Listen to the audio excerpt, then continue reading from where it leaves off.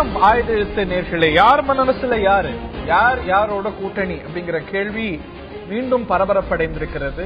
இந்த கூட்டணி அரசியல் விவகாரம் பரபரப்படைந்திருப்பதற்கான காரணம், இந்த பரபரப்பின் மையப்புள்ளியாக இருப்பது மீண்டும் தேமுதிக. தேமுதிகவை சில நாட்களுக்கு முன்பாக பாஜகவுடைய தலைவர்கள், மத்திய அமைச்சர் பொன் ராதாகிருஷ்ணன் உட்பட பாஜகவுடைய மூத்த பிரமுகர்கள் எல்லாம் சந்தித்து பேசினார்கள். அதற்கு முன்பு தேமுதிக தலைவர் மக்கள் நல கூட்டணிக்கு ஒரு சான்றும் கொடுத்திருந்தால் இவர்களுடைய கொள்கைகள் பார்வைகள் நன்றாக இருக்கிறது அப்படின்னு. ஆக பல யூகங்கள் கட்டவிழ்த்த விடப்பட்டன. இந்த நிலையில தான் மக்கள் நல கூட்டணியை சேர்ந்த தலைவர்கள் இன்று தேமுதிக தலைவர் விஜயகாந்தை அவருடைய அலுவலகத்தில் சந்தித்து பேசியிருக்கிறார்கள். இந்த சந்திப்பு 70 நிமிடங்கள் நடந்திருக்கிறது. இந்த சந்திப்புக்கு பிறகு இந்த கூட்டணியுடைய முக்கிய தலைவராக இருக்கக்கூடிய வைகோ, எங்கள் கூட்டணிக்கு விஜயகாந்த் வருவார் அப்படிங்கிற நம்பிக்கை எங்களுக்கு உறுதியாக இருக்கிறதுன்னு வெளிப்படுத்தினார். இந்த நிலையில சில மணி நேரங்களுக்கு முன்பாக திமுக தலைவர் கருணாநிதி அவர்களும் தேமுதிக தலைவர் விஜயகாந்துக்கு அழைப்பு விடுத்திருக்கிறார்.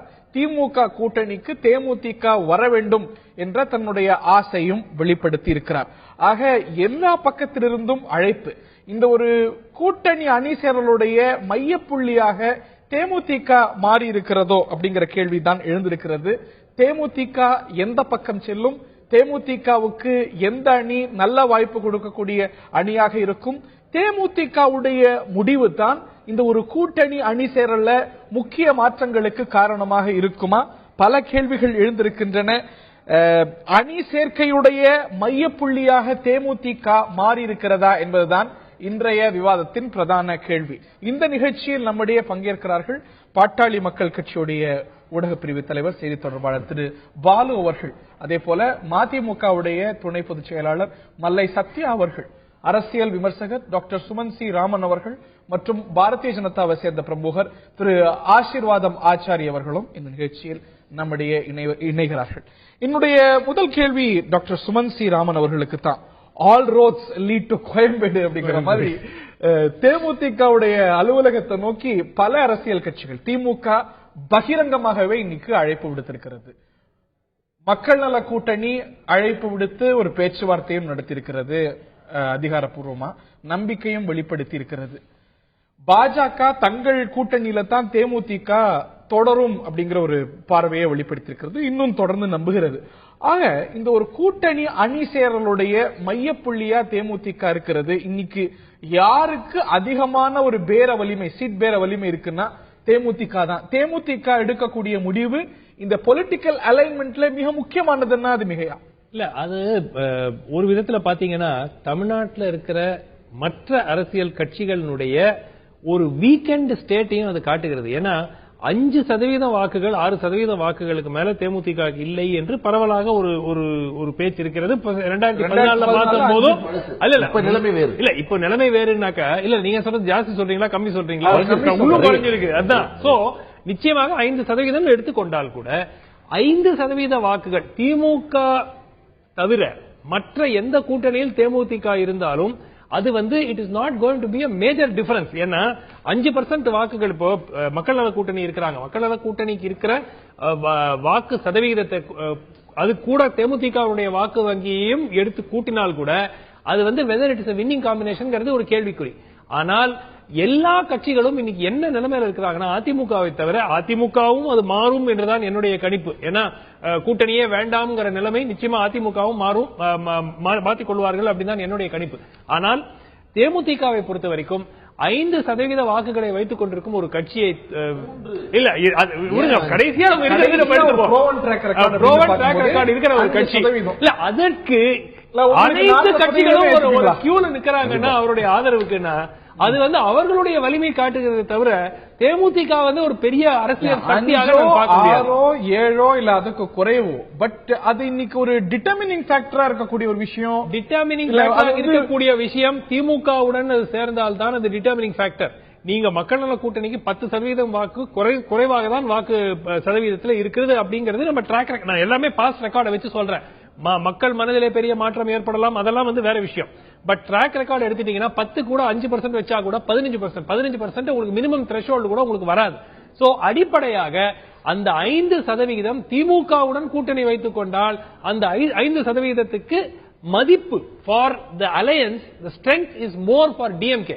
சோ விஜயகாந்த் 5%, கலைஞர் அவர்கள் ஒரு ஸ்டேட்மெண்ட் கொடுத்து விஜயகாந்த் எங்களுடன் கூட்டணிக்கு வர வேண்டும் என்று சொன்னால் அது அந்த logic we can understand. But பாஜக இருக்கட்டும், மக்கள் நல கூட்டணியா இருக்கட்டும், திமுகவுக்கு வெற்றியை தராது. நான் கேட்க விரும்புறேன், இன்னைக்கு தேமுதிக ஒரு முறை அல்ல பல முறை தொடர்ந்து சொல்லி வரக்கூடிய விஷயம், திமுக அதிமுகவுக்கு மாற்றான ஒரு அணி அமைக்க தான் நான் விரும்புறேன். திமுக மிக கடுமையா விமர்சனம் செய்யறார், கேட்க வேண்டாம், அதிமுக மீது மிக மிக கடுமையா விமர்சனம் செய்யறார். அப்படி இருக்கும்பொழுது அவருடைய ஃபர்ஸ்ட் பிரையாரிட்டியா, முதல் முன்னுரிமையா ஒரு மாற்று அணி தான் இருக்கு. நிச்சயமா அதை நோக்கித்தான் இவங்களுடைய நகர்வும் இருக்கு. பாஜகவுடைய நகர்வு, பாஜக தங்களோட நீடிக்கும் நினைக்குது, மக்கள் நல கூட்டணி தங்க பக்கம் தேமுதிக வரும் நினைக்குது. விஜயகாந்தோட பிரையாரிட்டி ஒரு மாற்று அணி அப்படின்னா மிகையா? இல்ல, பிரையாரிட்டி மாற்றணி. அதாவது அவருக்கு இது ஒரு கிரைசிஸ் ஆஃப் கிரெடிபிலிட்டி. அவர் சொன்னத வாக்குறுதி என்ன சொல்லியிருக்காரு, திமுகவும் அதிமுகவும் மாற்றாக ஒரு அமைப்பு உருவாக வேண்டும், அதற்கு தேமுதிக தலைமை தாங்க வேண்டும் அப்படிங்கறதா அவருடைய எண்ணம். அத தேர்தலுக்கு 5 மாசம் முன்னாடி வரைக்கும் சொல்லிட்டு திருப்பியும் அவர் போய் திமுகவோட கூட்டணி வச்சாருன்னா நிச்சயமாக அது அவருடைய கிரெடிபிலிட்டி மக்களிடையே நிச்சயமா பாதிக்கப்படும்.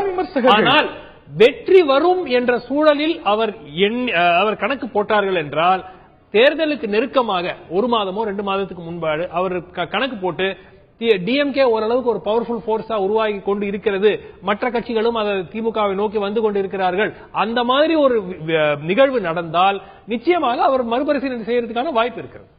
திரு மல்லை சத்யா, இந்த ஒரு சந்திப்புல நீங்களும் உடனிருந்தீங்கன்னு நான் புரிஞ்சுக்கிறேன். சில நாட்களுக்கு முன்புதான் பாஜக தலைவர்களோடு தேமுதிக தலைவருடைய சந்திப்பு நடந்திருக்கிறது. இன்னைக்கு நீங்க சந்திச்சிருக்கிறீங்க, திமுகவும் அழைப்பு விடுத்திருக்கிறது. பாஜகவோட ஏற்கனவே அணியில இருந்தவர், 2014 தேர்தலை சந்தித்தவர். அந்த அணியை விடுத்து உங்க அணியில சேருவாருன்னு எந்த அடிப்படையில உறுதியா நம்புறீங்க விஜயகாந்த்? தமிழ்நாட்டுடைய சட்டமன்ற எதிர்க்கட்சி தலைவர் மாண்புமிகு புரட்சி கலைஞர் கேப்டன் அவர்களை மரியாதை நிமித்தமாக மக்கள் நல கூட்டணி கட்சி தலைவர்கள் இன்று காலையில் அவருடைய அலுவலகத்தில் சந்தித்தார்கள். காரணம், கடந்த வாரம் மக்கள் நல கூட்டணியுடைய கோரிக்கைகளும் கொள்கைகளும் சிறப்பாகவும் வெகுஜன மக்களை கவர்கின்ற விதத்திலும் இருக்கிறது என்பதை சொல்லிவிட்டு தமிழ்நாட்டில் ஏற்பட்டிருக்கின்ற இந்த பேரிடரை பாதுகாக்க தவறிய அதிமுக திமுகவை கண்டித்ததோடு மட்டுமல்லாமல் இந்த மக்கள் நல கூட்டணியுடைய வளர்ச்சி சிறப்புக்குரியது என்று சொன்னதற்காக அவருக்கு நன்றி தெரிவிப்பதற்காக இன்றைக்கு காலையில் சென்றார்கள். சென்றதோடு மட்டுமல்லாமல் பல்வேறு அரசியல் கருத்துக்களை ஆழமாகவும் விரிவாகவும் இன்றைக்கு விவாதித்திருக்கிறார்கள். ஏறக்குறைய 70 நிமிடங்கள் அந்த பேச்சுவார்த்தை நீடித்திருக்கிறது. தலைவர் வைகோ அவர்கள் அவரை சந்தித்துவிட்டு வெளியே வந்து பத்திரிகையாளர்களை ஊடகம் சந்திக்கின்ற போது நம்பிக்கையோடு நாங்கள் எதிர்பார்த்துக் கொண்டிருக்கின்றோம். திறந்த மனதுடன் எங்களுடைய வேண்டுகோள், எங்களுடைய அழைப்பை விடுத்திருக்கிறோம் புரட்சி கலைஞர் டாக்டர் கேப்டன் அவர்களுக்கு. அவர் வருவார் என்ற நம்பிக்கை எங்கள் இருக்கிறது என்று சொல்லியிருக்கிறார். இந்த செய்தி நாளைய தினம் அனைத்து பத்திரிகைகளும் இன்று காலையிலிருந்து இதுதான் பிரதான செய்தியாக இன்றைக்கு ஊடகங்களில் பரவிக் கொண்டிருக்கின்ற வேளையில் இப்பொழுது இதை புடுங்கிக் கொள்வதற்காக, நான் தவறாக இன்னும் கடுமையாக சொல்வதற்கு நான் தயார், இதை மடைமாற்றம் செய்வதற்காகத்தான் திராவிட முன்னேற்றத்துடைய தலைவர் கலைஞர் அவர்கள் இன்றைக்கு தங்களுடைய கூட்டணிக்கு அவர் வர வேண்டும் என்று அவர் அழைப்பு கொடுத்திருக்கிறார். அப்படி ஒரு கேள்வி ஒருத்தர் கேட்கப்படுது, அந்த கேள்வியை அவர் தான் கேட்க வைக்கிறார். அனைவரும் அறிந்து கேட்கப்பட்ட கேள்வி. இன்னைக்கு ஒரு முக்கிய நிகழ்வா இந்த சந்திப்பு இருந்திருக்கிறது, மக்கள் நல கூட்டணி தலைவர்களோடு விஜயகாந்த் சந்திப்பு. இது குறித்த கேள்வி அவரை பத்திரிகையாளர்கள் சந்திக்கும் போது கேட்கிறாங்க, அதற்கு அவருடைய ஆசையை வெளிப்படுத்துறாரு. இது போல தேமுதிகவுக்கு முன்பும் அழைப்பு விடுத்திருக்கிறார். தேமுதிக வர வேண்டாம் எப்பயும் ஒரு சமீபத்தில் அவங்க கட்சியுடைய முதலமைச்சர் வேட்பாளராக சொல்லிக் கொண்டு இன்னைக்கு வலம் வந்து கொண்டிருக்கின்ற பொருளாளர் ஸ்டாலின் அவர்கள் சொல்லியிருக்கிறார். எப்பயும் சொல்லல, இல்ல அவங்க கருதி கொண்டிருப்பது. அவங்க என்ன சொன்னாங்கன்னா, நாங்கள் தடித்து நிற்பதற்கின்ற தகுதியோடும் வலிமையோடும் இருக்கிறோம் என்று சொன்னவர்கள் இப்பொழுதுதான் அழைப்பு விடுக்கின்றார்கள். கூட்டணி அதிகாரத்தை கைப்பற்றிவிடக் கூடாது, ஏனென்றால் இவர்கள்லாம் நிராகரிக்கப்பட்டிருக்கின்றார்கள். இன்றைக்கு இவர்கள்லாம் செயலிழந்து போயிருக்கிறார்கள். ஆளுகின்ற அரசாக இருந்தாலும் சரி, ஆண்ட அரசாங்கம் இருந்தாலும் மக்களுடைய பார்வையில் இவர்கள் விரோத போக்கில் தான் இன்றைக்கு பார்க்கப்படுகின்றார்கள். எனவே மக்களுடைய ஆதரவு சக்தி இழந்து விட்டிருக்கின்ற காரணத்தினால் ஏதாவது குழப்பத்தை விளைவித்து கூட்டணி அமைக்க வேண்டும் என்று திமுக நினைக்கிறது. அது ஒருபோது நடக்காது. எவருமே கூட்டணி சேர தாமதிக்கின்ற அல்லது தயங்குகின்ற நிலைமையில் தான் இன்றைக்கு திராவிட முன்னேற்ற கழகம் இருக்கிறது. யாரும் பலவீனத்துடைய விளைவாவோ இல்லாட்டி பலவீனத்துடைய அழகா பார்க்க முடியுமா? நீங்க கூட சொன்னீங்க இருக்கிற நிலையிலே பலமா இருக்கு, மற்றவர்கள் வந்தா வரவேற்போம் அப்படின்னு. இல்ல, மக்கள் நல கூட்டணி தெளிவாக சொல்லி இருக்கிறது. யாருடன் கூட்டணி யாருடன் கூட்டணி இல்லை என்ற பார்வையை சொல்லிவிட்டு அன்றைக்கு அழைப்பு விடுத்திருக்கிறார்கள். புரட்சி கலைஞர் டாக்டர் கேப்டன் அவர்களுக்கும் தமிழ் மாநில காங்கிரஸ் தலைவரான ஜி.கே. வாசன் அவர்களும் அழைப்பு விடுத்திருக்கிறோம். நீங்கள் ஊழலற்ற நேர்மையான அறம் சார்ந்த அரசியலை முன்னெடுக்க வேண்டும் என்றால் மக்கள் நல கூட்டணிக்கு வாருங்கள். ஏனென்றால் நாங்கள் வைத்திருக்கின்ற அந்த குறைந்தபட்ச செயல் திட்டம் தான் இந்த தேர்தலுக்கான கதாநாயகனாக பார்க்கப்படுகிறது. ஏனென்றால் இன்றைக்கு இந்த நாடு தமிழ்நாட்டை பொறுத்தவரை இன்றைக்கு ஊழலாலும் மது போதையாலும் அழிக்கப்பட்டிருக்கிறது. இன்றைக்கு பெய்திருக்கின்ற இயற்கை பேரிடரின் காரணமாக முதலமைச்சர் அவர்கள் மக்களை சந்திக்காமல் இன்றைக்கு வாட்ஸ்அப்பில் பேசுகின்ற நிலைமையில் தான் முதலமைச்சருடைய நிலைமைகள் தள்ளப்பட்டிருக்கிறது என்றால் இது வருத்தத்திற்குரியதாக பார்க்கிறார்கள். எனவே தலைநகர் சென்னை மட்டுமல்ல, ஏறக்குறைய 9 மாவட்டங்கள் இந்த மழையால் பாதிக்கப்பட்ட மாவட்ட மக்கள் கவலையோடும் கண்ணீரோடும் மாற்றத்தை நோக்கி காத்துக் கொண்டிருக்கின்றார்கள். அதன் விளைவுதான் இன்றைக்கு தமிழ்நாட்டின் வீதிகளில் மாண்புமிகு அமைச்சர்களாக இருந்தவர்கள் வீதிக்கு செல்ல முடியாமல் மக்களை சந்திக்க முடியாமல் இன்றைக்கு துரத்தடிக்கப்படுகின்ற நிலைமை பார்க்கப்படுகிறது. வேறு விவகாரம், இந்த கூட்டணி வார்த்தை பார்க்கும்பொழுது உங்களுடைய செயல் பிரதானமாயிடக்கூடாது அப்படிங்கிறதுக்காக திமுக அந்த அறிவிப்பு அதுதான் அதுல எந்த மாற்று கருத்தும் இல்லை. ஆனால் இன்றைக்கு நம்முடைய பத்திரிகையாளர்கள் சொல்லுகிறார்கள், இன்றைக்கு தமிழ்நாட்டில் இருக்கின்ற பத்திரிகையாளர்கள் அவர் ஒரு பொதுவான கொள்கை வைத்திருக்கின்றார். ஒன்று திமுக அல்லது அண்ணா திமுக, இவர்கள் தான் மாற்று சக்தி தமிழ்நாட்டிற்கு வேண்டும் என்று கருதுகிறார்கள்.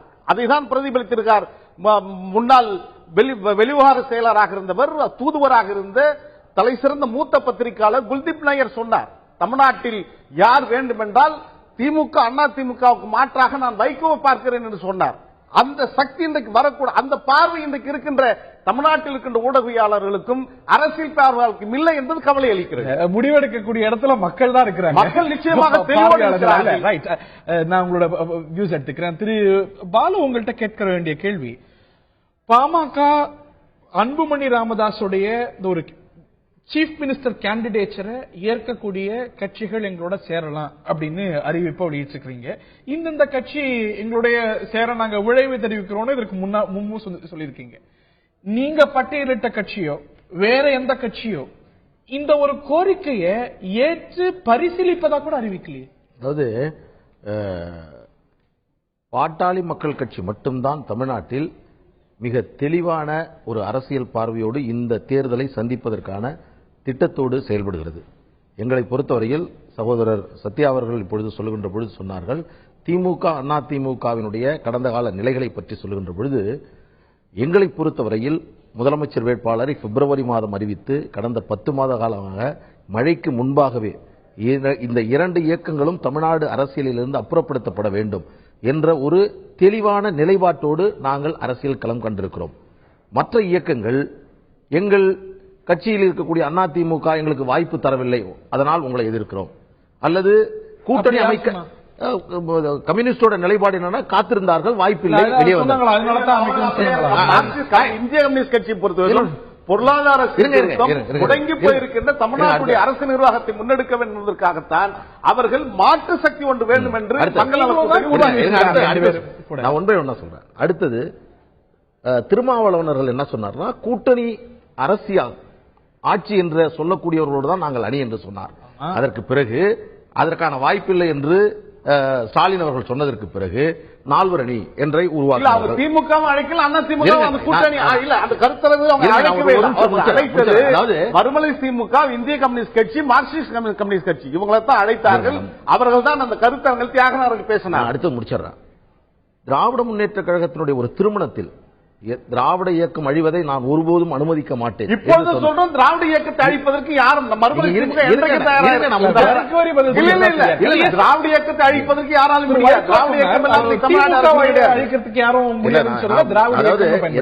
என்னுடைய செய்தி அதுதான். என்னன்னா, கிராமத்தில் ஒன்று சொல்வார்கள், முன்னேறு சரியாக இருந்தால்தான் பின்னேறு சரியாக செல்லும் என்று சொல்வார்கள். என்னை இந்த விவாதத்திற்கு அழைக்க போது நீங்கள் சொன்னது என்னன்னா, தலைமையேற்க தகுதியுடைய தமிழ்நாட்டில் இருக்கக்கூடிய அரசியல் கட்சிகள் யார் என்ற விவாதத்திற்கு என்னை அழைத்த போது இருந்த அரசியல் சூழ்நிலை மாறி கலைஞர் அவர்கள் ஒரு அறிக்கை விட்டவுடன் விஜயகாந்த் இங்கே இருப்பாரா அங்கே செல்வாரா என்ற நிலைக்கு சென்றிருக்கிறோம். தமிழ்நாடு அரசியலை பொறுத்தவரையில் விஜயகாந்த் அவர்கள் அவர் சினிமாவில் ஹீரோவாக இருந்தவர், தமிழக அரசியலில் காமெடியனாக மாறி இருக்கிறார். கடந்த காலத்தில்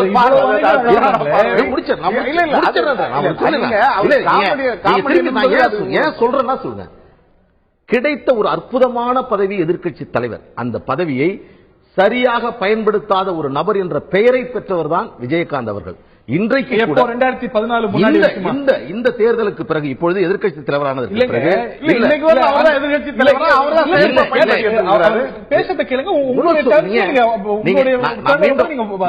என்னுடைய செய்தி என்னன்னா, இல்ல திருபாலு, இந்த 2014 இருந்து தொடர்ந்து அவர் எதிர்க்கட்சி தலைவரா இருக்கிறார். 2011 இருந்து 14 வரைக்கும் அவருடைய செயல்பாடு சிறப்பா இருந்தா ஜீரோ. தன்னுடைய மகனுடைய கூட்டணி இருந்தீங்க,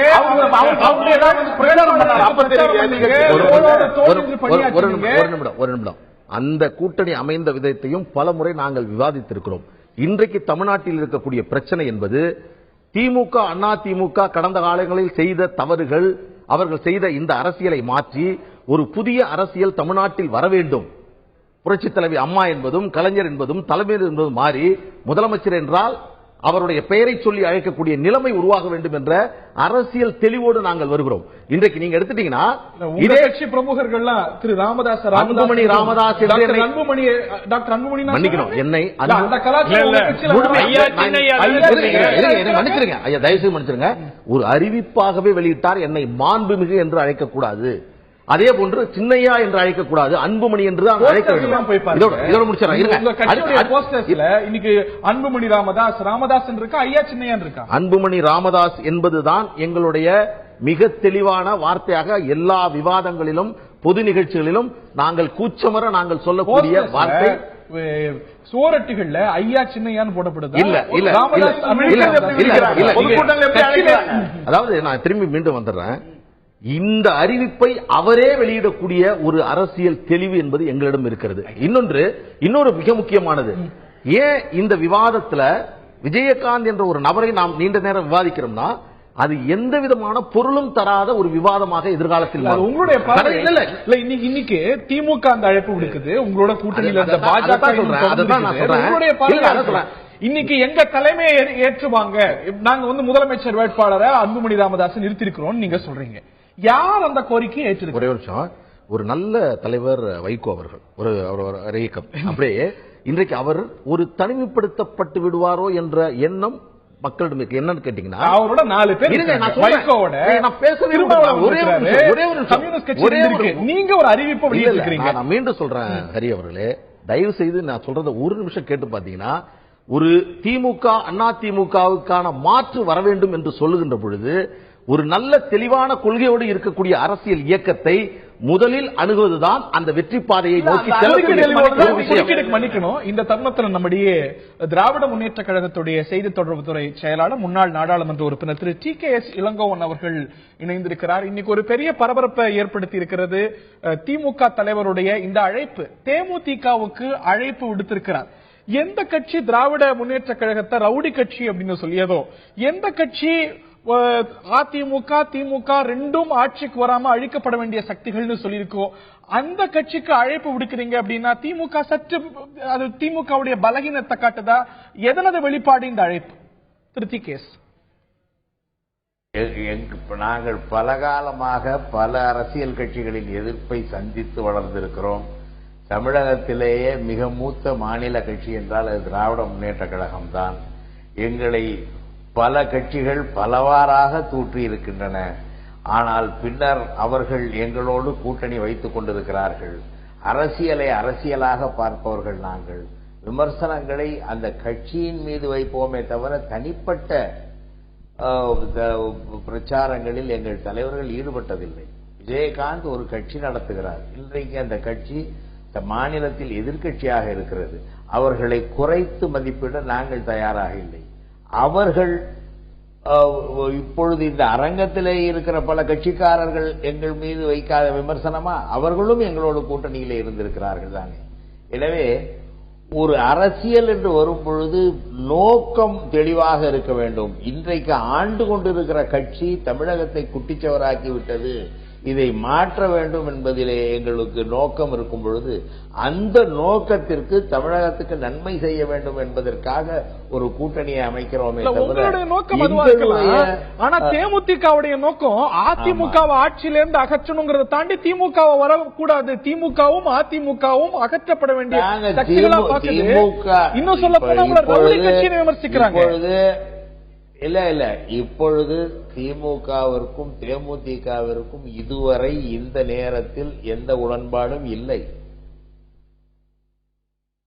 நாங்கள் அவர்களுக்காக கதவை மூடவில்லை என்பதை வெளிப்படுத்தும் விதமாக தலைவர் கலைஞர் அவர்களுடைய பேட்டி இருந்திருக்கிறதே தவிர கூட்டணி அவர்கள் மூடிவிட்டாரு. விஜயகாந்த் மூடிட்டாரு உங்களுக்கான கதை வேணா திமுகவோட கூட்டணி இல்லைன்னு சொல்வது அப்படிங்கிறது எதனது வெளிப்பாடு?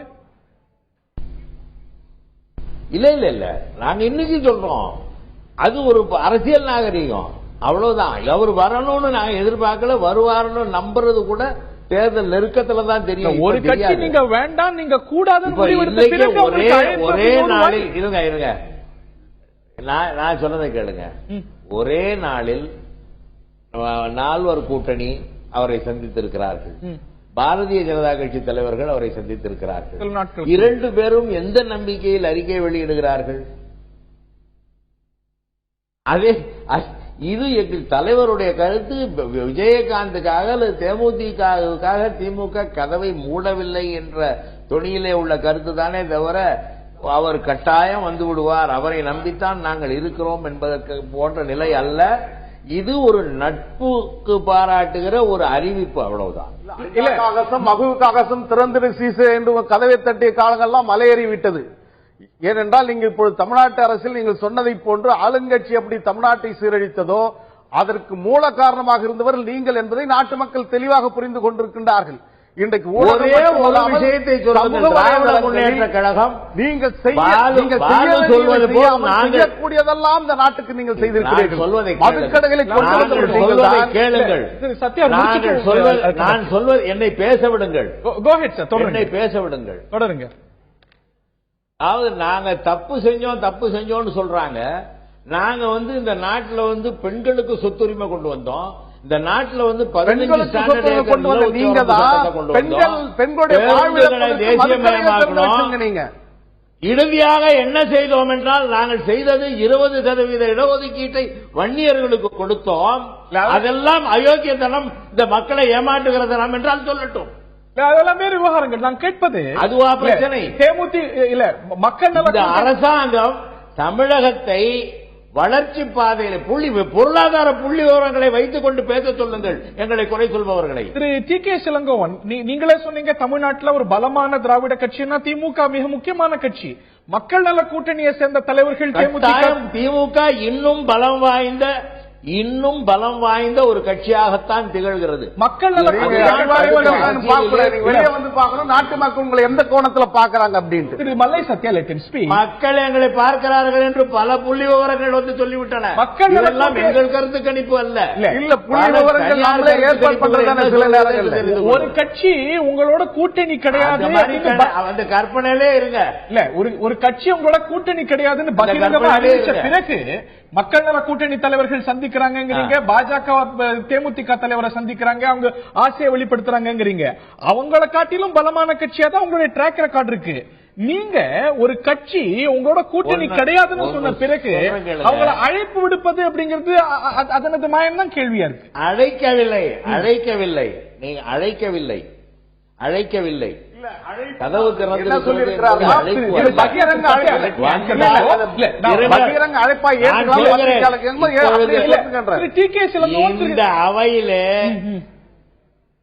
இந்த அவையிலே அமர்ந்திருக்கிற பாட்டாளி மக்கள் கட்சியாகட்டும் மதிமுகவாகட்டும் எங்களை திட்டுவிட்டு மீண்டும் எங்களோடு சேரவில்லையா?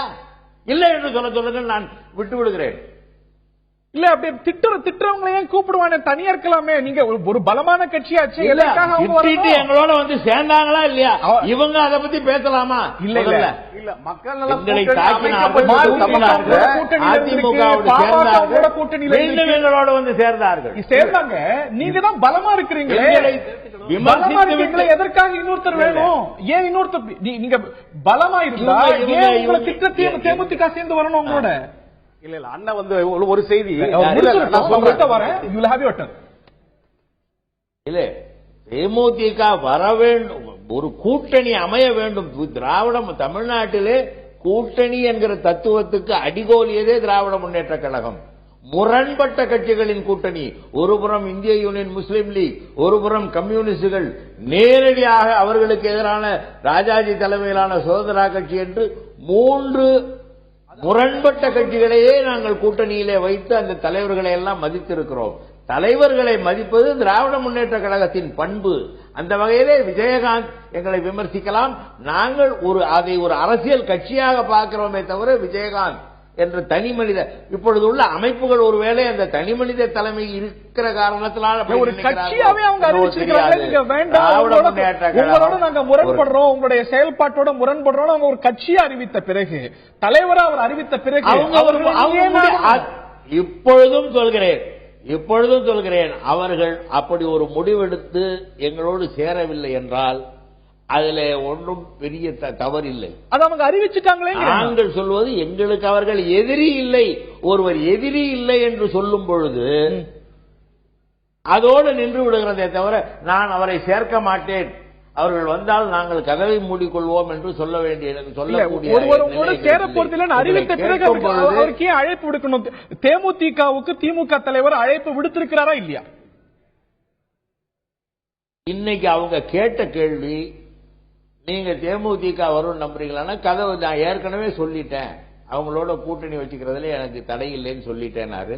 மறுபடியும் நீங்கள் அழைப்பு விடுவிப்பீங்களான்னு கேட்பாங்க. அந்த அறிவிப்பே ஒரு அழைப்பு தானே அப்படின்னு சொல்லிட்டாரு. அவ்வளவுதானே தவிர புதிதாக அவர்கள் வர வேண்டும் என்று அன்றைக்கு எப்பொழுது முன்னால் சொன்ன அந்த அறிவிப்பு அதைத்தான் சொன்னாரே. உங்களுடைய அறிவிப்புக்கு பிறகு தேமுதிக தலைவர் அறிவித்து விட்டார் திமுகவோட கூட்டணி இல்லைன்னு. அப்படி இருக்கும்போது there ends the matter. ஏன் நீங்க திருப்பி ரீஓபன் பண்றீங்க அப்படிங்கறது தான் கேள்வி. இல்ல, ஒரு கேள்விக்கு நிருபர்கள் கேட்ட கேள்விக்கு பதிலாக வந்ததுதான் இது. அவ்வளவுதானே தவிர அதை தாண்டி அதற்குள்ளே அவர் வரவில்லை என்றால் அது அவருடைய கட்சி எடுக்கிற முடிவு. நாங்கள் என்ன செய்ய முடியும்? ரைட். இந்த அதற்காக நாங்கள் என்ன எங்கள் அரசியல் கட்சியை மூடிவிட்டா போக முடியும்? ஒரு அரசியல் நாகரிகத்துடைய வெளிப்பாடு. எங்களுடைய கதவுகள் அடைக்கப்படல அப்படிங்கறதான் நாங்க தெளிவுபடுத்தியிருக்கிறோம் அப்படிங்கிறது டி.கே.எஸ். இளங்கோவனுடைய விளக்கமாக இருக்கிறது. பாஜக கேட்க வேண்டிய கேள்விகள் நிறைய இருக்கிறது. அரங்கத்தில் இருக்கக்கூடிய மற்ற பிரமுகர்கள்ட்ட கேட்க வேண்டிய வினாக்களும் இருக்கின்றன. கேட்போம் ஒரு சிறிய இடைவெளிக்கு பின்னால்.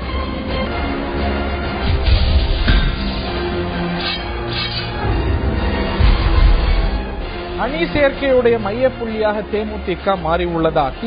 திமுக சற்று நேரத்துக்கு முன்பாக தேமுதிகவுக்கு அழைப்பு விடுத்திருக்கிறது. மக்கள் நல கூட்டு இயக்கத்தை சேர்ந்த தலைவர்கள் தேமுதிகவை சந்தித்திருக்கிறார்கள், தேமுதிக தலைவரை சந்தித்திருக்கிறார்கள். பாஜகவை சேர்ந்த தலைவர்களும் சில நாட்களுக்கு முன்பாக இந்த சந்திப்பை வைத்திருக்கிறார்கள். ஆக இந்த 3 தரப்பிலும் தேமுதிக தங்கள் வசம் வரும், தங்கள் பக்கம் வருங்கிற நம்பிக்கை வெளிப்படுகிறது. இந்த ஒரு கூட்டணி அரசியலுடைய இந்த ஒரு பரபரப்புடைய மையப்புள்ளியா தேமுதிக மாறி இருக்கிறதுங்கிற கேள்வி எழுந்திருக்கிறது. நம்முடைய பாஜகவின் பிரமுகர் திரு ஆசீர்வாதம் ஆச்சாரி அவர்கள் நம்முடைய இணைந்திருக்கிறார். சில நாட்களுக்கு முன்பாகத்தான் உங்களுடைய தலைவர்களை சந்தித்தார். இன்று மக்கள் நல கூட்டணியை சேர்ந்த தலைவர்களை சந்தித்திருக்கிறார். இன்னும் சொல்ல போனா அந்த ஒரு அணிக்கு பாராட்டையும் தெரிவித்திருக்கிறார் விஜயகாந்த். என்ன உத்தரவாதம் உங்களுக்கு? உங்கள் அணியில தான் அவர் நீடிப்பாரு, இன்னொரு அணிக்கு போக மாட்டார்னு? எங்களை பொறுத்தவரை டிஎம்டிகே அப்படின்ற ஒரு கட்சியில பாத்தீங்கன்னா அதனுடைய கட்சியோட பேரே தேசிய முற்போக்கு திராவிட கழகம். நீங்க மத்த கட்சிகளை எடுத்து பாருங்க, டிஎம்கே, ஏடிஎம்கே, பிஎம்கே, எந்த கட்சியை எடுத்தீங்கன்னா எம்டிஎம்கே, அவங்களுடைய நோக்கம் எல்லாமே அவங்களுடைய ரீச் எல்லாமே தமிழ்நாட்டை சுத்தி திராவிடத்தை பத்தி பேச ஒரு கட்சிகளா இருக்கின்றன. ஆனால் நாங்கள் இல்ல ஆனால் திராவிட கட்சிகள் இல்ல இதுல கூட தேசியமும் இருக்கு, திராவிடமும் இருக்கு, முற்போக்கும் இருக்கு. எந்த ஒரு கேள்விக்குறி? தேசியம், திராவிடம், இல்ல முற்போக்கு. முதல்ல பேச விடுங்க. முதல்ல என்ன பேச விட்டுருங்க, அப்புறமேட்டு நீங்க கிராஸ் பண்ணுங்க. இடையில வந்து பேச வேணாம் ப்ளீஸ். ஏன்னா நான் தூரத்துல இருந்து பேசுறேன், நான் எனக்கு முன்னாடி டிவி கூட இல்ல, அதனால நீங்க யாரு முகம் கூட எனக்கு தெரியல. சோ இந்த கட்சியை பொறுத்தவரை அவருடைய தேசியத்தோட ஒன்றுபட்டு அவர் வந்து பங்கு பெறணும், தேசியத்தை வளர்க்கணும் அப்படின்ற ஒரு எண்ணத்தோட அவர் இருக்கிறாருன்றது எங்களுக்கு நல்லா தெரியும். இது அவரு 2 மாசத்துக்கு முன்னாடி டாக்டர் சுப்பிரமணியன் சாமியை நேர்ல பார்க்கும்போது அது நேர்ல சொன்னாரு. அப்புறம் சுப்பிரமணியன் சுவாமியை சந்தித்த பிறகுதான் மக்கள் நல கூட்டு இயக்கத்துக்கு பாராட்டு தெரிவிச்சிருக்கிறாரு ஓரிரு வாரங்களுக்கு. இல்ல பாராட்டு, அதாவது பாராட்டு தெரிவிச்சாருன்னு உடனே போய் ஜாயின் பண்ணிடுறது அப்படின்னு கிடையாது. இன்னும் இல்ல, இன்னும் 4 மாசம் இருக்குது. நீங்க ஏன் அவசரப்படுறீங்க? இந்த 4 மாசம் என்னென்ன நடக்கும்னு யாருக்கு தெரியும்? ஹரி, அதாவது ஒண்ணு கேட்டுக்கோங்க. நவம்பர் மாசம் வந்து நீங்க பேசும்போது இருந்த நிகழ்வுகள் வேற, இந்த பெருவெள்ளத்தால நிகழ்வுகள், அதுக்கு பிறகு உள்ள நிகழ்வுகள், அரசியல் சூழ்நிலைகள்ல உள்ள மாற்றம் வேற. இன்னும் 3 மாசம் 4 மாசம் வந்து என்னென்னமோ புரட்டி போட போகுது. அரசியலுடைய நிகழ்வுகள் வந்து 2 திராவிட கட்சிகளையுமே புரட்டி தலைகீழா போட போகுதுன்றது வந்து டாக்டர் சுப்பிரமணியன் சாமி சொல்லியிருக்காரு. அதுவும் இல்லாம நேத்து வந்து மக்கள் நல கூட்டு இயக்கம் குறித்து ஒரு பாராட்ட தெரிவிச்சிருக்கிறாரு. சமீபத்தில் பாஜக கூட்டணி இல்ல ஒரு மக்கள் நல கூட்டணியில இருக்கிற, அதான் சார், மக்கள் நல கூட்டணியில தலைமை தாங்கிட்டு இருக்கிற திரு வைகோவே நீங்க எடுத்துக்கோங்க. அண்ணன் வைகோ எப்படின்னா, போன அசெம்பிளி எலெக்ஷன்ல என்ன பண்ணாரு, கடைசி வரை ஏடிஎம்கே கூட பேசிட்டு இருந்தாரு. திடீர்னு ஏடிஎம்கே வந்து எனக்கு சீட்டு கொடுக்கலன்னு தேர்தலே புறக்கணிச்சிட்டாரு. இது வந்து ஒரு அரசியல் கட்சிக்கு நாகரிகமா சொல்லுங்க? நடவடிக்கை முடிவது அரசியல் கட்சின்னு ஒரு தன்னுடைய அரசியல் கடைசியில் அவங்ககிட்ட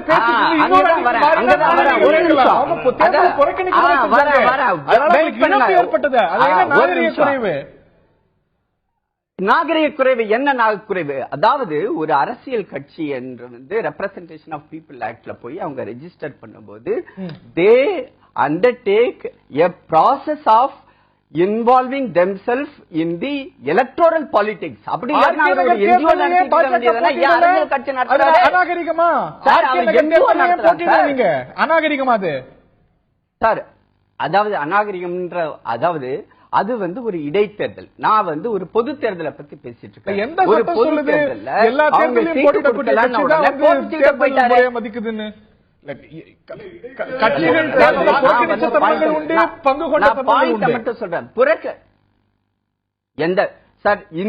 தமிழ்நாட்டை பொறுத்தவரை மேஜர் பார்ட்டிஸ் எல்லாருமே வந்து தேர்தல்ல கலந்துக்கிறாங்க. உங்களுக்கு தெரியுமா, லோக் சத்தான்னு ஒரு பார்ட்டி இருக்குது. அதுல வந்து எண்ணிக்கை கூட தெரியாது, அதுல மெம்பர்ஸ் எத்தனை பேரு. அவங்க கூட போன சட்டமன்ற எலெக்ஷன்ல வந்து பார்ட்டிசிபேட் பண்ணாங்க. ஆனா இவர் என்ன பண்ணாரு, போய் கலிங்கப்பட்டியில உட்காந்துக்கிட்டாரு. இது ஒரு வேட்பாளர், பெரிய தேசிய கட்சி. நீங்க வேட்பாளர் நிறுத்தல, இவ்வளவு தூரம் பேசுறீங்களா? டிராபிக் ராமசாமி அங்க போய் ஒரு சமூக சேவை, அவரு ஆட்சியாளர் தொழில் நின்றாரு. ஒரு தேசிய கட்சி இந்தியா நீங்க வேட்பாளர் நிறுத்த முடியல உங்களால? அவர்களுக்கு நான்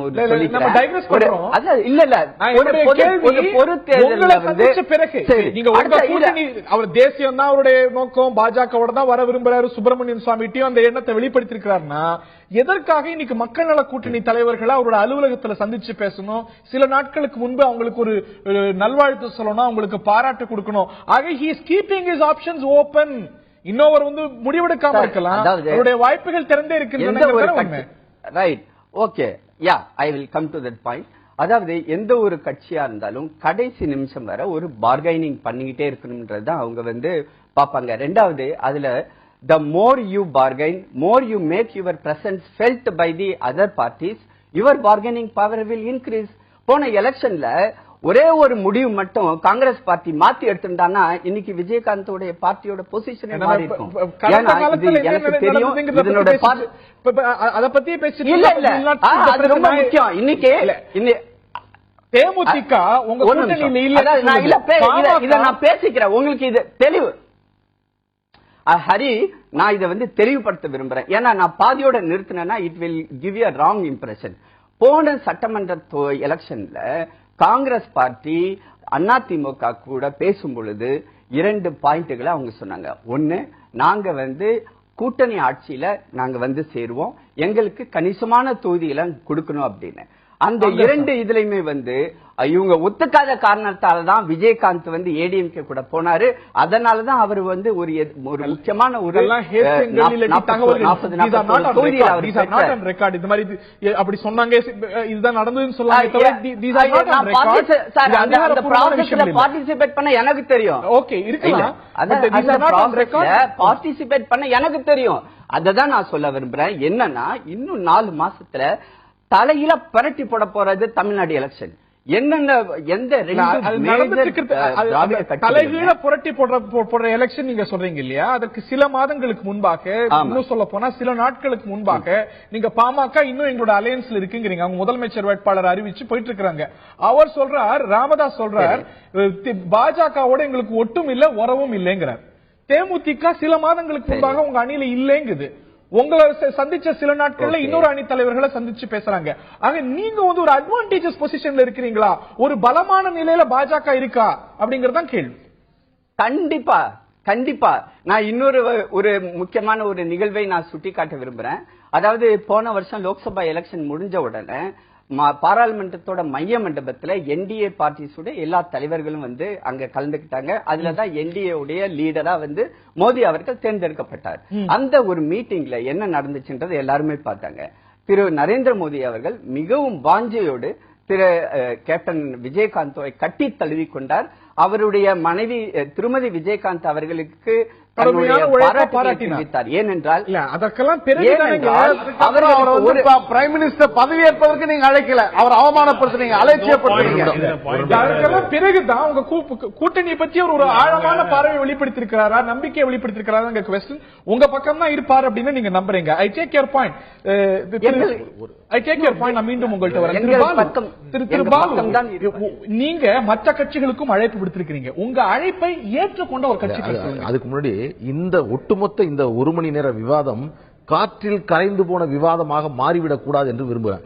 என்ன ரொம்ப முக்கியமானது, மிக முக்கியமானது என்னன்னு கேட்டீங்கன்னா, இல்ல நடந்த ஈவென்ட் அந்த மாதிரி விஷயங்கள். நான் என்ன பாக்குறேன்னா, அண்ணன் டிகேஎஸ் இளங்கோவனர்கள் இப்பொழுது பேசினாரு. அந்த குரல், அந்த முகம் எனக்கு புதிதாக இருக்கிறது திராவிட முன்னேற்ற கழகத்திலிருந்து. ஏனென்றால் கடந்த காலங்களில் அவர்கள் மைனாரிட்டியாக இருந்தபோது அதற்கு ஆதரவளித்து அவர்கள் முதலமைச்சர் ஆவதற்கு அனுமதி அளித்த ஒரு இயக்கத்தை ஒரு சாதிய இயக்கம் என்று வெறித்தனமாக இந்த இயக்கத்தை விமர்சனம் செய்து இதே அரங்கத்தில் பல்வேறு விதமாக பேசிய திமுக முகத்தை மாற்றிக்கொண்டு இன்றைக்கு பிழைத்தால் போரும் என்பதற்காக யாரை வேண்டுமானாலும் அழைக்க நாங்கள் தயார் என்று சொல்லக்கூடிய அந்த குரல், அது ஒரு அழுகுரலாக எப்படியாவது பிழைத்து விட வேண்டும் என்று சொல்லக்கூடிய ஒரு எண்ணமாக. இல்ல இன்னொன்னு சொல்றேன், இது அரசியல் நாகரிகம் என்பது அவர்களுடைய வார்த்தையாக இருந்தாலும் இது ஒரு சந்தர்ப்பவாதம்.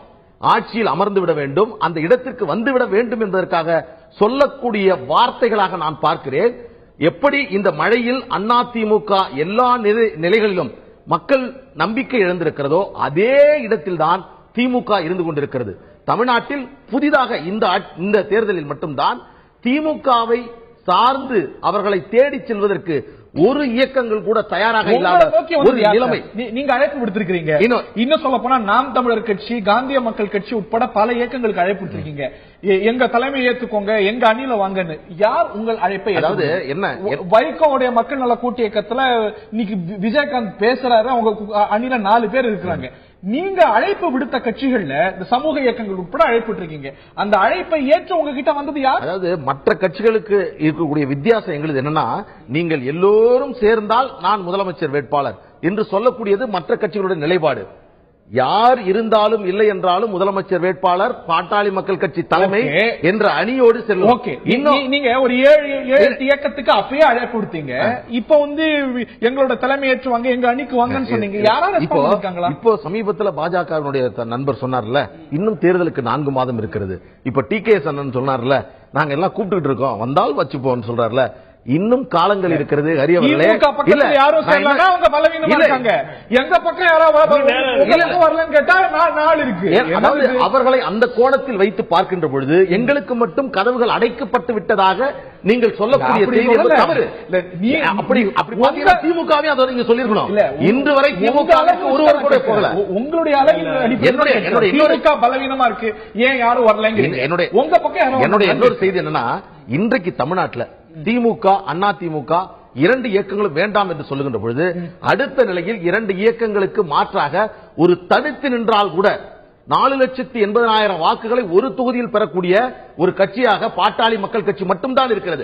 வேற எந்த இயக்கமும் தமிழ்நாட்டில் அவர்களுக்கு போட்டியாக அவர்களோடு சமமாக போட்டியிடக்கூடிய ஒரு கட்சியினுடைய வெற்றி என்பது அவர்கள் ஒரு தொகுதியில் வாங்குற வாக்குகளை பொறுத்தல்ல. திராவிட முன்னேற்ற கழகம் கடந்த தேர்தலில் 36 தொகுதிகளிலே நின்றிருக்கிறது. 36 தொகுதிகளிலே அவர்கள் வாங்கிய வாக்குகளை ஒப்பிட்டு நீங்கள் பார்த்தால் மூன்றாவது அணியாக இவர்கள் 4 பெரிய கட்சிகளாக கருதி கொண்டிருக்கின்ற பாரதிய ஜனதா கட்சி, பாட்டாளி மக்கள் கட்சி, தேமுதிக மற்றும் மதிமுக சேர்ந்து வாங்கிய வாக்குகளோடு ஒப்பிட்டு பாருங்கள். ஓரிரு இடத்தில் நாங்கள் மூன்றாவது சென்றிருக்கிறோமே தவிர இந்த 4 பெரிய கட்சிகளும் இன்றைக்கு பிரிந்திருக்கிற இந்த 4 கட்சிகளும் இணைந்து கூட திராவிட முன்னேற்ற கழகம் தான் 2வது இடத்திலே இருந்தது என்பதை ஓராண்டுக்கு முன்னால் நடைபெற்ற எந்த பெரிய கட்சி இதுதான் அளவுகோல். இல்ல, அவர் சொல்லக்கூடிய இன்னொரு விஷயம், உங்களை நோக்கி இன்னைக்கு எந்த கட்சி வருவதற்கு விளைவு தெரிவிக்கிறது, இசைவு தெரிவிக்கிறது, இது போன்ற ஒரு சூழ்நிலை முந்தைய தேர்தல்களில் இருந்ததில்லை, இது உங்களுடைய பலவீனத்தை காட்டுதுங்கிறார். 2001 பெரிய நல்லாட்சி கொடுத்தோம். அது ஊழல், பெரிய ஊழல் சக்தியாக ஜெயலலிதா இருந்தார். அப்பொழுது இப்பொழுது பேசுகிறவர்கள் எல்லாம் ஊழல் இருந்தால் பரவாயில்லை என்று சேர்ந்து கொண்டார்கள். இதே கம்யூனிஸ்டுகள் மக்கள் வாக்களித்து விட்டார்கள், ஊழலாவது என்னாவது என்று கேட்டார்கள். இதெல்லாம் அரசியலிலே நாங்கள் 2001 நடைபெற்ற ஒன்றுதான் இப்பொழுதும் நடக்கிறது. இதை நாங்கள் வேடிக்கை பார்த்துக் கொண்டுதான் இருக்கிறோம். என்ன விளைவு ஏற்படுத்தும் என்பதே எங்களுக்கு தெரியும். அதாவது இந்த பெருமழையில் கூட துளிர்விட முடியாத ஒரு பட்டமரமாக திமுக மாறிவிட்டது என்பதை எங்கள் மருத்துவரை அவர்கள் சொன்னார்கள். இவர் சொல்ற அரசியல்லாம் கடந்த காலம் நாங்கள் உதவி செய்தது, நாங்கள். ஆனால் இன்றைக்கு திராவிட முன்னேற்ற கழகத்தினுடைய தமிழ்நாட்டில் நிலைமை இதுவரையில் திமுக நிலைமை இந்த இடத்தில் இந்த அளவிற்கு ஒரு ஆளுங்கட்சிக்கு எதிராக எதிர்ப்பலைகள் உருவான போது கூட அதற்கான ஆதரவான நிலைப்பாடு திமுக பக்கம் திரும்பவில்லை என்பதை சப்ஜெக்டிவான விஷயங்கள். இதற்கு என்ன ஆதாரம் இன்னைக்கு திரும்பல சொல்லக்கூடாது. ஊடகங்கள்ல பாக்குறோம், பொதுமக்கள்கிட்ட பாக்குறோம். நாங்கள் மக்களை சந்திப்பவர்கள். திமுக ஒவ்வொரு தொண்டனும் எந்த நம்பிக்கையோடு இருக்கிறான் என்றால் அவன் தமிழ்நாடு கன்னியாகுமரி தொடங்கி கும்மிடி பூண்டி வரை மக்களை இளங்கோவன் இந்த ஒரு பைபோலார் நிலை போய் இரண்டு துருவங்களா திமுக இதை மையப்படுத்தி அணிசேரல் இருந்த நிலை போய் இன்னைக்கு உங்களோடு இருந்த திருமாவளவன் மக்கள் நல கூட்டணிக்கு போயிருக்கிறார். ஏற்கனவே நீங்க அழைப்பு விடுத்திருந்த மதிமுக அதை ஏற்கல, அவங்க இந்த அணியில இருக்கிறாங்க. கம்யூனிஸ்ட் இயக்கங்கள் ரெண்டும் உங்களுடைய அழைப்பை ஏற்கிறதுக்கு தயாரா இல்ல. தேமுதிக திமுகவோட கூட்டணி இல்ல அப்படிங்கிறது. வேற இந்த இன்னைக்கு பிரதான இயக்கங்களா பார்க்கக்கூடிய இந்த இயக்கங்கள் மனிதநேய மக்கள் கட்சியும் உங்களோட இருந்தது, பிறகு அங்க போனாங்க, இன்னும் அன்டிசைடா இருக்காங்க. ஒரு தெளிவாக உங்களை நோக்கி அந்த ஒரு போலரைசேஷன் நடக்கல. இது முன்பு இல்லாத ஒரு சூழ்நிலை அப்படிங்கறதானே பார்க்கணும். நீங்க ஒன்னு சொல்ற கேளுங்க. இன்னைக்கு அதிமுகவின் கதவுகள் மூடப்பட்டிருக்கிற காரணத்தினாலே பல கட்சிகள் எந்த கூட்டணியில சேர்வது என்று தெரியாமல் இடம் தேடிக் கொண்டிருக்கிறார்கள். திமுக திறந்து வச்சதுனால ஒரு கதவு மூடப்பட்டு விட்டதால் இவர்கள் தனியாக நின்று சாதித்து விடலாம் என்று நினைக்கிறார்கள். அதிமுக கதவு திறந்தால் நாங்கள் சொல்ற அவங்க என்ன நினைக்கிறாங்க, திமுகவுக்கு மாற்றா ஒரு அணியை பாரதிய ஜனதா கட்சி கடந்த நாடாளுமன்ற தேர்தலிலே உருவாக்கி அதிலே ஓரளவு 2 நாடாளுமன்றத்தில் வெற்றி பெற்றிருக்கிறோம். ஒரு தவறான நம்பிக்கையை அது மோடி அலை வெற்றி பெற்றிருக்கிறோம். ஆனால் 5 முறை தமிழ்நாட்டில் ஆட்சி கட்டது நீங்க வாக்கு வங்கி என்ன, எங்க வாக்கு வங்கி உங்க வாக்கு வங்கி என்ன எங்க வாக்கு வங்கி என்னன்னு அதுல ஓட்டு பதிவான ஓட்டுகளை கணக்கெடுத்தா தெரியும். அது அப்புறம் பாத்துக்குவோம். அதுக்குள்ள நான் போகல. அதிமுக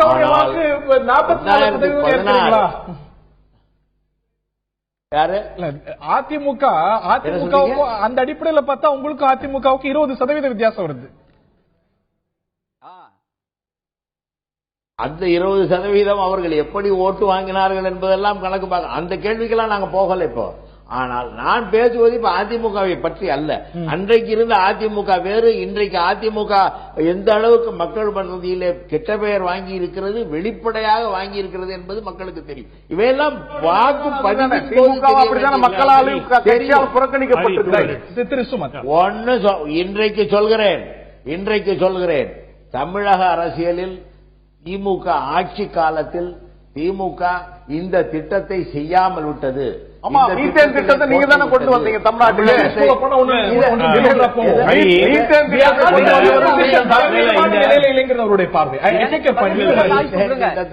நாங்கள் கொண்டு வரவில்லை. மீத்தேன் திட்டத்திலே ஆபத்து இருக்கிறது என்பது அதையும் நாங்கள் ஒப்பந்தத்தை போட்டுக்கிறார். மக்கள் நல கூட்டியக்கத்துடன் தேமுதிக ஒரு இணையுமா, ஒரு தேர்தல் கூட்டணி வைக்குமா, இல்ல தேமுதிக பிகம் தி ஃபல்கரம் அந்த எல்லா கட்சிகளும் அங்கதான் ஆரம்பிச்சோம். பெஸ்ட் வாய்ப்பு நீங்க என்ன கருதுறீங்க? இல்ல அதாவது தேமுதிக ஆப்வியஸ்லி மூணு ஆப்ஷன்ஸ் தான் இருக்கு. ஒன்று மக்கள் நல கூட்டியக்கம், ஒன்று பாஜக தேசிய ஜனநாயக கூட்டணி, மூன்றாவது திமுக. இந்த மூணுல ஏதாவது ஒரு ஆப்ஷன் தான் அவர் சூஸ் பண்ணணும். ஆனால் அதாவது இந்த மக்கள் நல கூட்டியக்கத்திலிருந்து அவங்களுடைய பெர்ஸ்பெக்டிவ்ல இருந்து ஒரு ஆர்குமெண்ட் சேக் பார்த்தோம்னா அவங்களுக்கு தேமுதிக உடன் இணைந்தாலும் இந்த கிரிட்டிக்கல் மாஸ் இருக்காது. அந்த கிரிட்டிக்கல் மக்கள் தயாரா இருக்காங்க.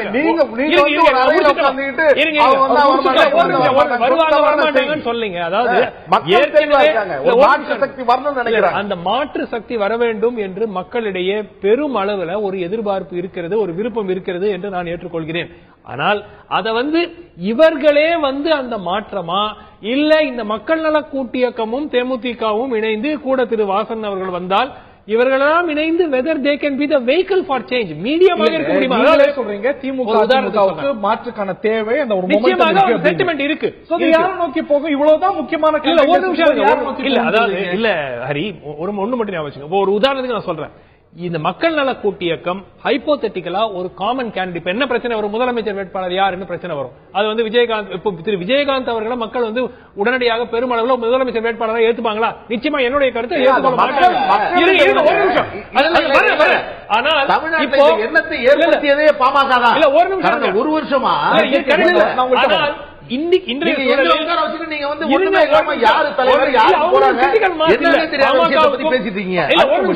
என்னுடைய பாயிண்ட் என்னன்னா, மக்கள் நல கூட்டியக்கம் நாளை திரு தேமுதிகவை சேர்த்துக் கொண்டு ஒரு பாசிபிலிட்டி இருந்ததுன்னா கூட திரு வாசனும் வந்தார்கள் என்றால் பொதுவாக ஒரு வேட்பாளர் who is not from either of these parties. இப்போ போன வாரம் பார்த்த ஒரு திரு சகாயம் வருவாரா மாட்டாரா அதை பத்தி எல்லாம் பேசிட்டு இருந்தாங்க. அந்த மாதிரி நான் என்ன சொல்றேன், ஒரு பொது வேட்பாளரை நிறுத்தினால் நிச்சயமாக இப்போ அந்த இளைஞர்களிடையே தான் பெருமளவு சென்டிமெண்ட் இருக்கு.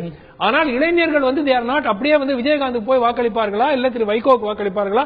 அந்த அளவிற்கு, அதாவது அதிமுகவும் திமுகவும் வீழ்த்தும் அளவுக்கு வாக்களிப்பார்களா? நிச்சயமாக ஒரு காமன் கேண்டிடேட் முன்னிறுத்தினார்கள் என்றால் நிச்சயமாக அந்த இளைஞர்களுடைய அந்த எதிர்பார்ப்பை இவர்கள் பயன்படுத்திக் கொள்றதுக்கான வாய்ப்பு இருக்கு. So they may not be the change but they can be the medium for change. நான் திரு ஆச்சாரி குறுக்கிட விரும்பினார். திரு ஆச்சாரி, தேமுதிக இன்னும் முடிவெடுக்காமல் இருக்கிறது. பாமக உங்களோட ஒட்டும் இல்ல உறவும் இல்லன்னே சொல்லிடுச்சு. ஆனா தொடர்ந்து தேசிய ஜனநாயக கூட்டணி திமுகவுக்கு மாற்று, அதிமுகவுக்கு மாற்று நீங்க சொல்லுவதற்கான சப்ஸ்டன்ஸ் எங்க? அதாவது எங்களுடைய கட்சியை பொறுத்தவரை திமுக மற்றும் அதிமுக மாற்று என்று நாங்கள் ஏன் சொல்லி வருகின்றோம் என்றால், எங்களுடைய பார்வை வேறு. எங்களுடைய பார்வை ஊழலற்ற ஆட்சி, வலுவான பாரதம் என்றுதான் நாங்கள் கொண்டு போகின்றோம். இந்த ஊழலற்ற ஆட்சி என்பதில் இந்த கடந்த 1.5 வருடங்களாக ஏதாவது ஊழல் நடந்துள்ளது என்று ஏதாவது நீங்கள் சொல்ல முடியுமா? மோடியின் ஆட்சியை அதைத்தான் நாங்கள் தமிழ்நாட்டில் கொண்டு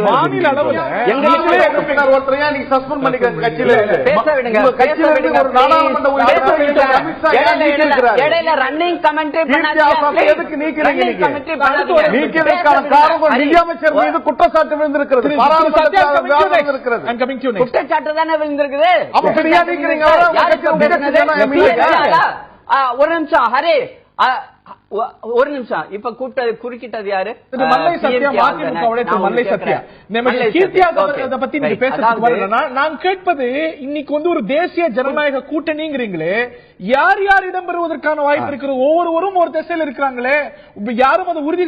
பாஜக சொல்லிட்டு இருக்கு, தேமுதிக எங்க கூட்டணியில் இருக்குன்னு பாஜக சொல்லுது, பாமக எங்க கூட்டணியில் இருக்குன்னு பாமக சொல்லுது. பாமக இதை சொல்லல, தேமுதிக சொல்லல.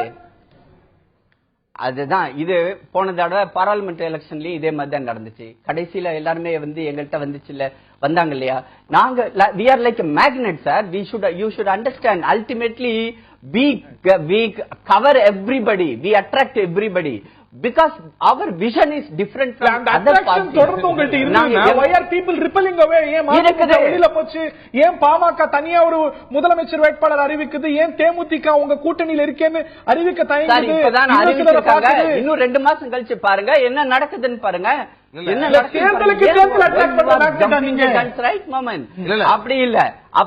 இங்க பாருங்க, எங்களுடைய இந்த மத்தியில் நாங்கள் கொடுத்த ஊழலற்ற ஒரு ஆட்சி, வளர்ச்சி குறித்த ஒரு ஆட்சியை இந்த 2 கட்சிகளும், பாமகவும் சரி தேமுதிகவும் சரி, எங்களுடைய வியூ பாயிண்ட்ஸை அவர்கள் ஒத்துக்கொள்வார்கள். அவர்கள் எங்களுடன் இருப்பார்கள், இருக்க வேண்டும். அப்படி உங்களோட ஒட்டும் இல்ல, உறவும் இல்லன்னு சில நாட்களுக்கு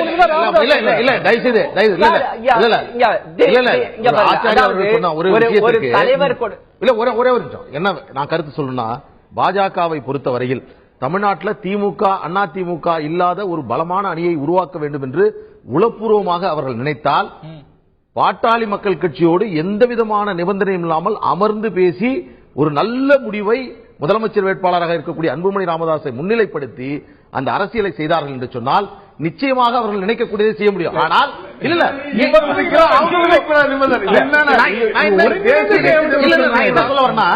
இன்றைக்கு விஜயகாந்த் அவர்கள் இந்த நிலை இல்லாமல் மற்றவர்களோடு எல்லோரோடும் பேசக்கூடிய நிலையில் இருக்கிறார்கள். எங்களை பொறுத்தவரையில் நாங்கள் 2 இயக்கங்கள் இல்லாமல் ஒரு தேர்தலை சந்திப்பதற்கான பாதையோடு இருக்கின்ற பொழுது ஒரு தெளிவான ஒரு இயக்கமாக பாமக இருக்கிறது. அதைத்தான் சொல்றேன் அவருக்கு. நாங்கள் முழுமையாக நாங்கள் புறக்கணித்து விடவில்லை. எங்களை பொறுத்தவரையில் தமிழ்நாட்டில் திமுக அண்ணா திமுக இல்லாத மதிமுக உள்ளிட்ட எல்லா இயக்கங்களும் எங்களோடு சேரலாம் என்ற கருத்தை நாங்கள் முன்வைக்கிறோம்.